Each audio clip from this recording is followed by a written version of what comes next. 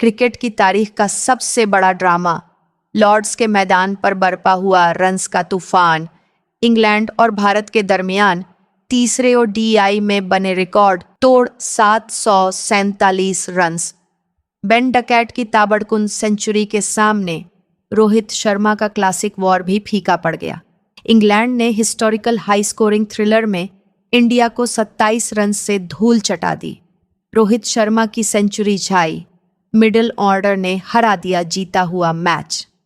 Hitman का Lord's पर राज, मगर मिडिल ऑर्डर ने डुबोती इंडिया की नया।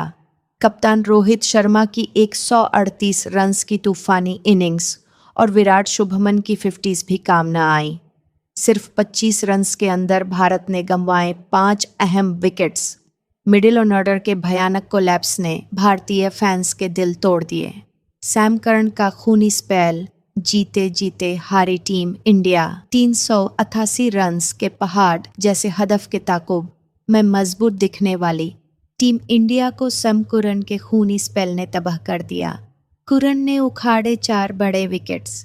ईशान किशन, श्रेयस अय्यर और अक्षर पटेल को सस्ते में आउट करके सैम करन ने हारी हुई बाजी इंग्लैंड की झोली में डाल दी।